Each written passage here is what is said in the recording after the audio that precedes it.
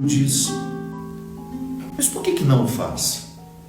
Porque às vezes nós não estamos suficientemente abertos ou não estamos cultivando a fertilidade do nosso coração, do nosso entendimento, para que quando essa palavra cair sobre nós, ela possa gerar os frutos e não tenha o mesmo destino triste da que caiu nos espinhos, da que caiu numa terra árida, da que caiu no meio das pedras. Eu tenho para mim uma regra de vida que eu, Fábio, estou falando de mim, que talvez possa ser para você também. Eu preciso florescer onde Deus me planta. Eu que já precisei passar por muitas transições na minha vida, a começar no seminário. Quando você está se acostumando com um lugar, está na hora de ir embora. É muito duro isso na vida do seminário.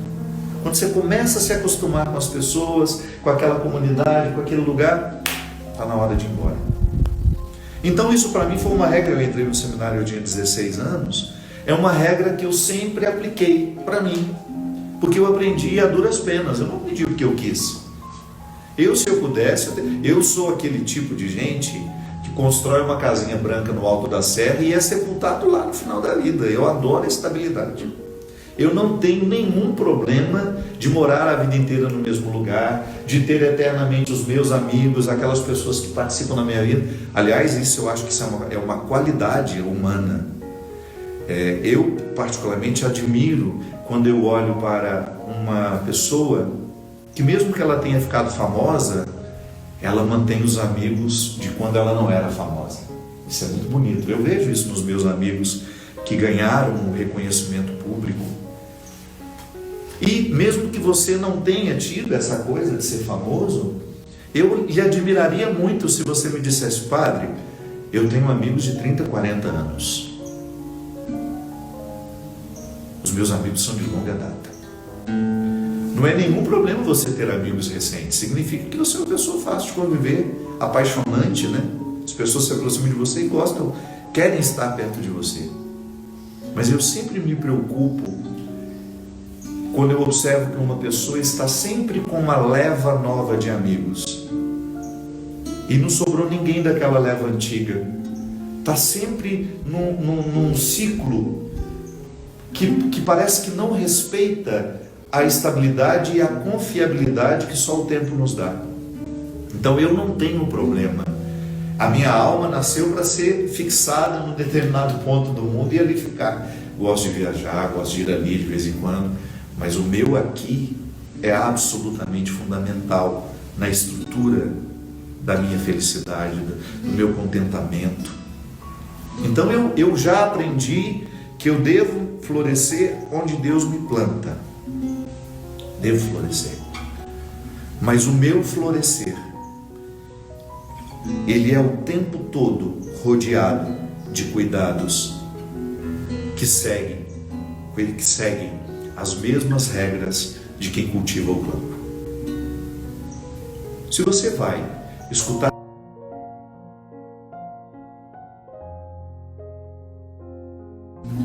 Gogol é o escritor, e tem um determinado momento que ele faz uma descrição linda de que o trabalho com a terra é o primeiro trabalho legítimo humano. Se você quiser se aproximar do que há de mais legítimo nos trabalhos humanos, você vai identificar o agricultor. Por quê? É a nossa raiz. Há uma conexão muito grande entre o solo e os nossos pés. É sobre o solo que nós andamos, como se de alguma forma nós também estivéssemos plantados. Então, quem tem o hábito de cultivar a terra possui uma ciência mais antiga do que todas as outras.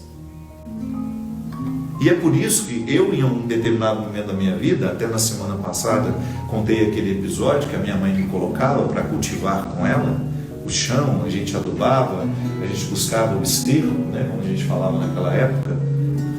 A gente adubava o terreno para que quando nós colocássemos a semente, nós não perdêssemos tempo. Para quem cultiva a terra, sabe que seria uma irresponsabilidade colocar uma semente boa num solo que ainda não está preparado. Toda vez que a gente quer plantar uma árvorezinha aqui em casa, a primeira coisa que a gente faz é chamar a especialista do solo, que é a Georgia, que cuida daqui pra gente. Georgia, dá uma olhada aqui, se aqui vai ser um terreno bom para a gente plantar. Ela vem, identifica se o solo está bacana, se não, porque às vezes numa mesma propriedade você tem diferenciação, sim. Por que as palmeiras cresceram muito mais na parte de baixo, na casa da Teca, que não gastou um centavo para construir essa casa, e do meu lado, que gastei tudo, as minhas palmeiras ficaram tudo michuruca?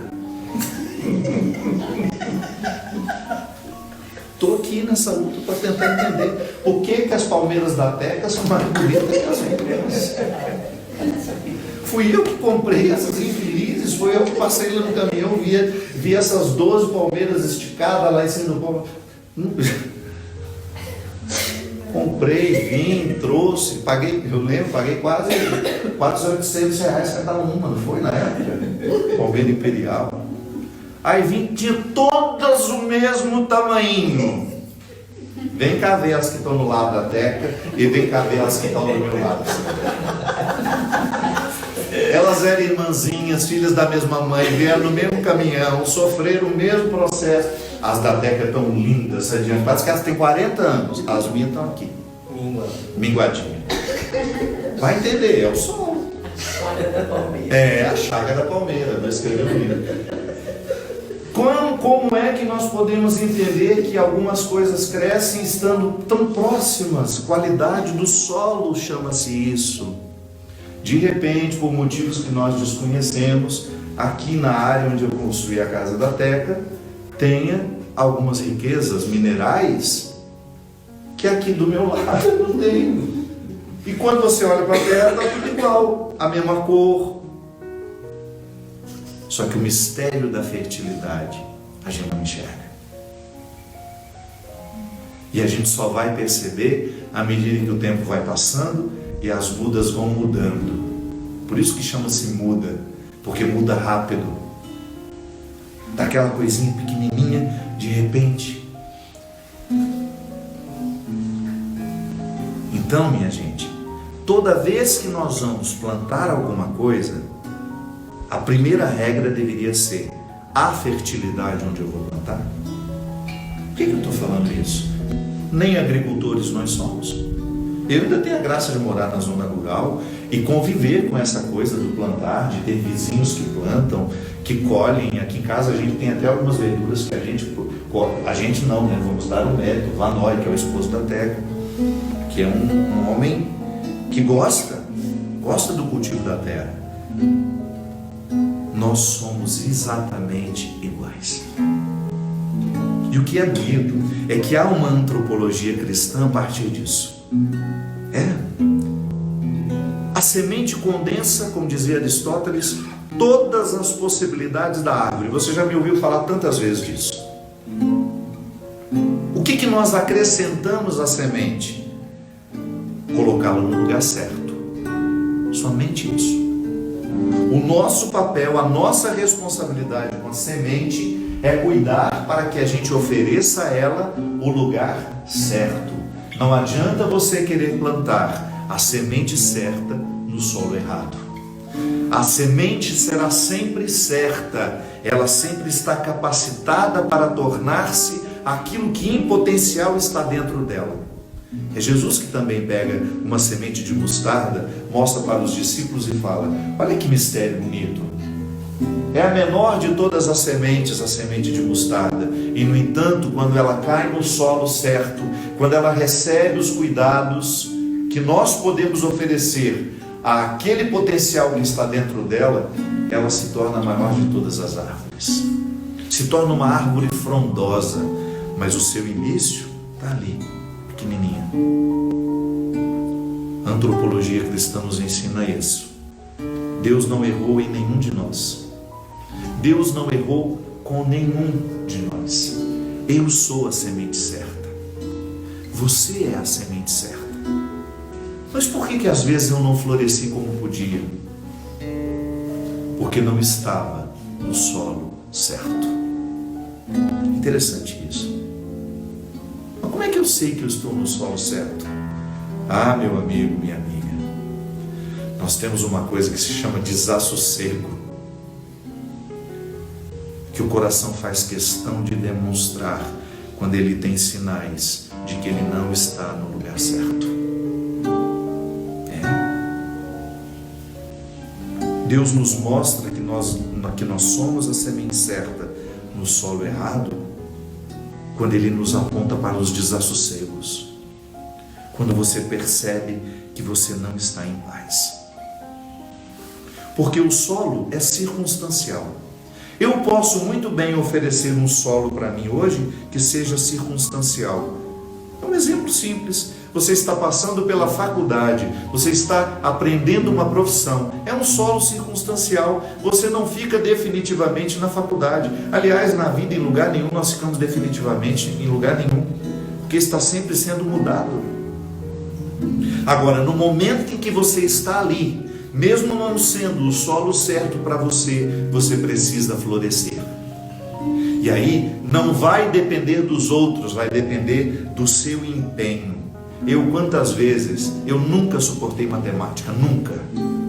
Eu era aquele aluno, nunca reprovei, nunca tive nenhum entrave na minha vida como estudante, porque eu me dedicava.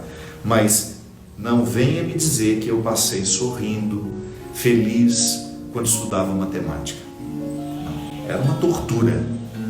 Aliás, eu sonho até hoje, olha o que é uma pessoa traumatizada. Até hoje, eu ainda sonho que é domingo, que é de noite, que está tocando a musiquinha do Fantástico e de repente eu lembro que eu tenho prova de matemática na segunda e não estudei.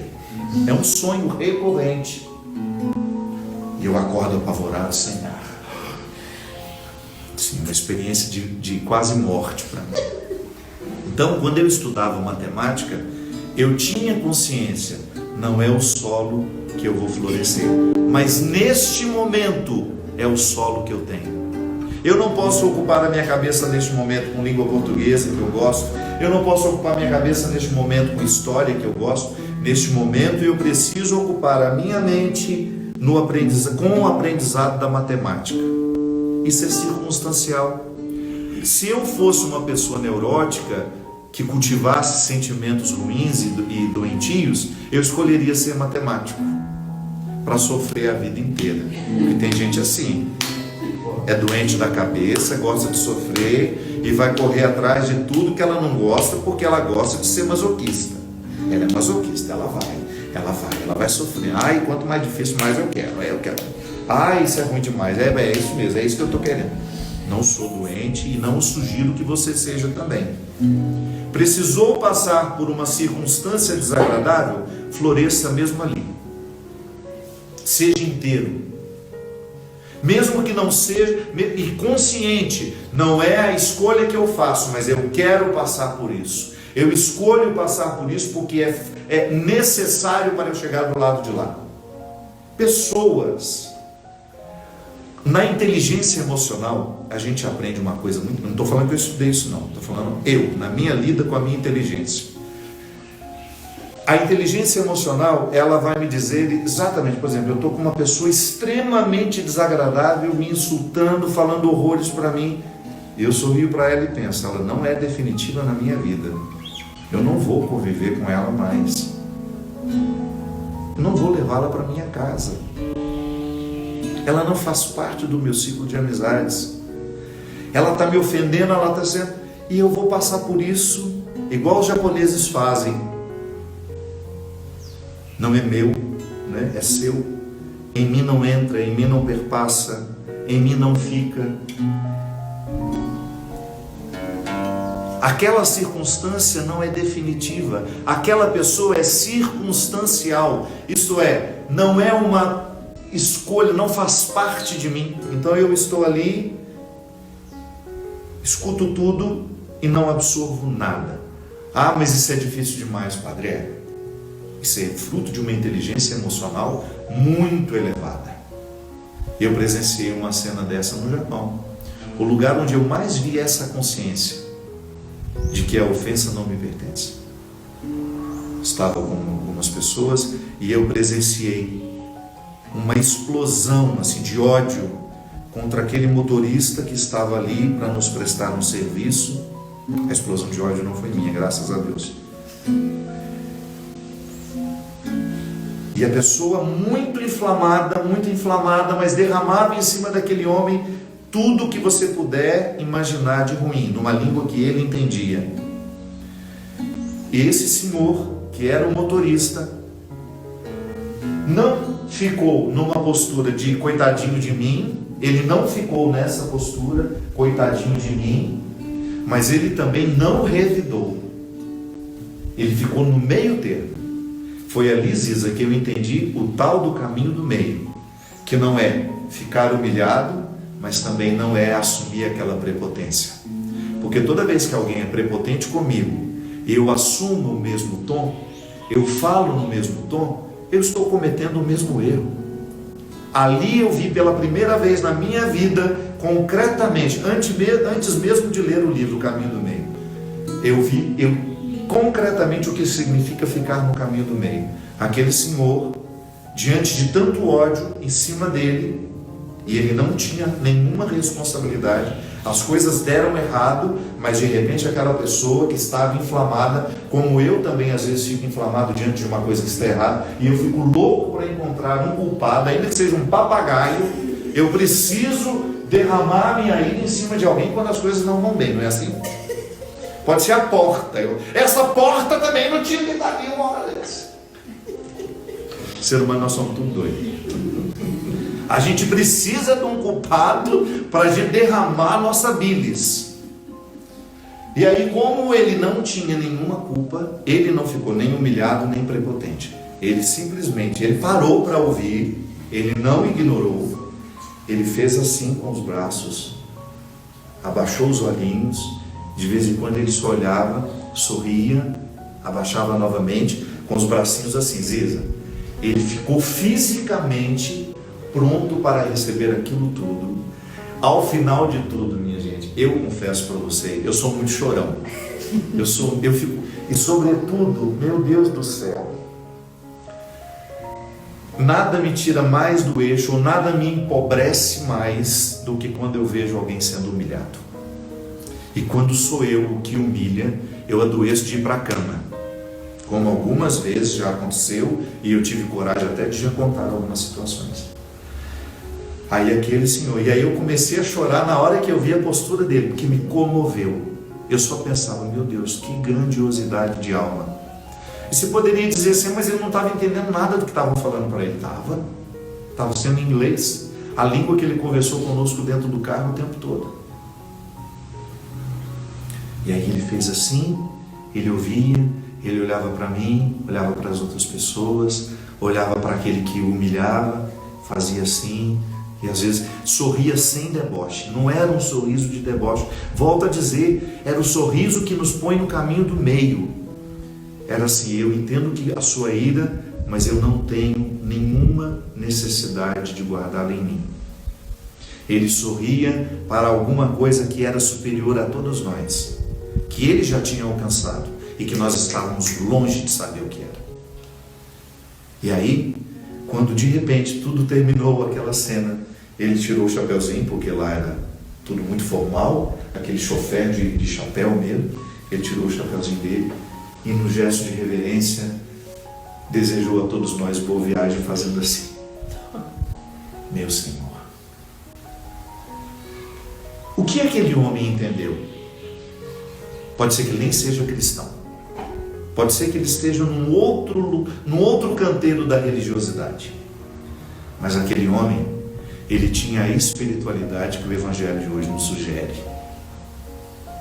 Florescer onde Deus nos planta. E entender que há circunstâncias que nós não devemos assumir como nossas, mas devemos passar por ela com hombridade. Sim, quando alguém tem um ímpeto de ira contra mim, quando alguém tem um ímpeto de ira contra você, é uma circunstância. Mas a nossa emoção é burra. Ela interpreta aquilo como definitivo. A nossa emoção é burra e nos faz pensar: se eu não revidar, se eu não falar tudo que eu quero falar agora, eu sou um idiota. Quando na verdade a gente fica ainda mais idiota é quando a gente deixa aflorar o que há de ruim. A sabedoria seria compreender isso. Isso não é meu, esse discurso não é para mim, não vai me atingir porque ele não faz sentido. Se ele estivesse esbravejando com uma coisa que de fato eu tive responsabilidade, ainda assim eu não assumiria a ira dele. Eu assumiria o conselho.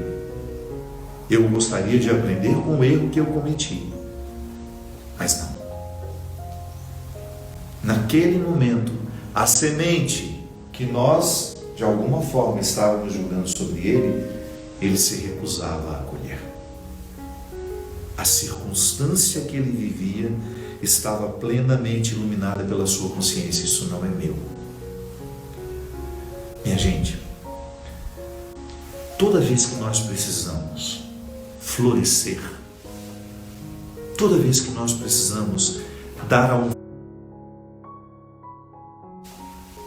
toda vez que nós precisamos dar a um fruto em alguma situação, nós precisamos saber o que nós estamos escolhendo florescer. Ou você acha que essa parábola de Jesus é só para a gente pensar: eu jogo uma semente aqui, jogo a semente no lugar errado? Não, nós temos que pensar no fruto que nós oferecemos às pessoas à medida que nós vivemos. O que eu floresço? Que fruto eu forneço nas relações que eu estabeleço? O tempo todo eu estou aqui, nessa oportunidade de florescer e de ser alguma coisa para alguém. O tempo todo. E nós nunca podemos nos esquecer: eu sou a semente certa. E às vezes eu posso estar no solo errado. Como eu dizia anteriormente, como é que eu faço para perceber que é o solo errado? Ouvindo-se. Não há melhor maneira de perceber a qualidade da vida que nós vivemos, inclusive dos frutos que nós estamos oferecendo, do que quando nos ouvimos. Nós perdemos o hábito de nos ouvir. Nós ouvimos todo mundo, menos a nós mesmos.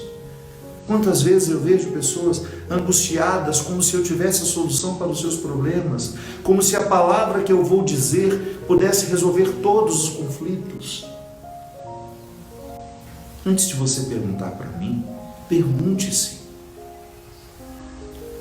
Não se apresse em querer retirar do outro o que você precisa se oferecer. Quem sou eu perto do que você sabe de você? Eu sei que às vezes nós temos ansiedade de querer que o outro nos aponte um caminho, que o outro nos dê uma resposta, que o outro nos dê uma opinião. Tá bom, mas qual é a opinião que você tem sobre isso? É você que se conhece, é você que sabe exatamente o que você está passando. Quais são os instrumentais que você tem para usar aqui, nesse momento, nessa luta? Pode ser que o meu conselho seja absolutamente desconectado da sua realidade, porque eu não lhe conheço. Nós perdemos o hábito de nos ouvir, e porque perdemos o hábito de nos ouvir, nós estamos cada vez mais ficando no solo errado, sendo a semente certa. E quando nós estamos no solo errado, mesmo sendo a semente certa, e se não temos a sabedoria do Japinha, que soube preservar a sua essência para somente atravessar aquele momento, sem ser sugado por ele, quando nós não temos essa sabedoria, a gente cresce raiz no solo errado. Aquele homem não cresceu raiz naquele momento. Ele não permitiu que nada da sua essência se fixasse naquele momento de humilhação. Ele passou por ela flutuando.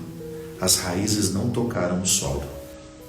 Mas, lamentavelmente, como nós dizíamos no início da nossa celebração, às vezes nós temos profundas chagas dentro de nós, porque nós permitimos que nossas raízes ficassem fixadas no momento em que nós estávamos sendo humilhados. Ai, aquela velha humilhação que tem 35 anos que aconteceu, que quando você conta hoje você ainda chora. Cresceu raiz onde não devia. Escolheu ficar no solo errado. Como é que a gente sabe que curou? Quando você conta e ri. Vocês não sabem o que aconteceu comigo uma vez. E já começa a rir para não dar o direito do outro rir primeiro. Ria de si mesmo. Ria das humilhações passadas. Interprete isso como uma piada boa que você pode contar hoje. Numa roda de amigos. Um coração curado conta a humilhação do passado rindo.